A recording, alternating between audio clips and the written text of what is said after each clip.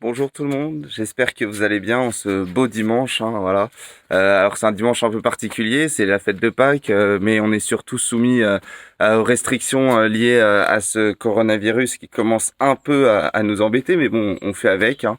Donc j'espère que vous avez pu rejoindre un peu votre famille aussi pour profiter en cercle restreint, évidemment, pour éviter cette propagation et qu'on en finisse un peu pour tout. Mais dans cette situation, j'espère que vous avez pu faire une belle chasse aux œufs, hein, en particulier. Tiens, oh, mais qu'est-ce que je vois? Qu'est-ce que je vois? Oui, c'est un œuf, posé là. Voilà, hop, bah, je vais le prendre, hein. Vous noterez le magnifique jeu d'acteur quand même. C'est quand même terrible ça, mais bon, voilà, bah... J'espère que vous aussi, vous avez pu en trouver. Alors, pas des vrais œufs comme cela, hein, des œufs en chocolat, c'est toujours mieux. D'ailleurs, petite anecdote sur le sujet, hein, ça remonte à très longtemps, cette tradition de s'offrir des œufs à Pâques.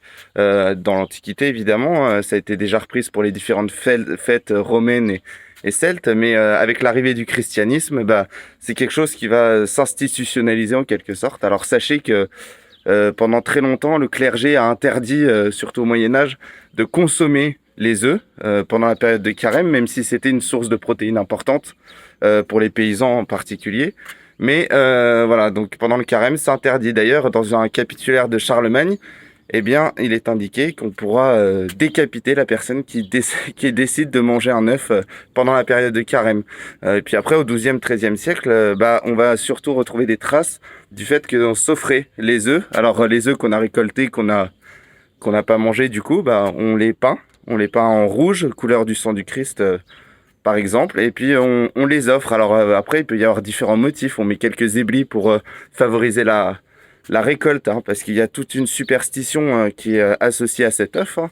Donc voilà, on essaie, on n'hésite pas à se les offrir et c'est des traces qu'on retrouve. Sachez par exemple qu'au XIIIe siècle, il y a un roi anglais, j'ai plus le nom en tête, qui va offrir 450 œufs avec une feuille d'or dessus à des membres de sa famille. Voilà, donc c'est des choses qu'on refait traditionnellement le jour de Pâques. On s'offre des œufs. Alors c'est pas des œufs en chocolat, c'est des vrais œufs qui sont peints, mais c'est une belle tradition, je trouve. Et aujourd'hui, bah, on va pouvoir s'en délecter puisqu'ils ont été mis au format d'œuf particulier. Donc, voilà, donc il y a pas de vidéo, hein, évidemment, plus grande, plus large sur la chaîne aujourd'hui parce que je suis en famille, comme vous l'avez compris. Et puis on va profiter ensemble de ce beau soleil pour respirer un peu avant le nouveau confinement qui nous arrive. On espère qu'il sera un peu plus... enfin voilà, qu'on arrivera à le surmonter. En tout cas, je vous souhaite un très joyeux dimanche de Pâques. Profitez bien. Voilà, et puis prenez soin de vous, c'est le plus important. Et je vous dis à bientôt pour un nouveau jour d'histoire. Salut les amis.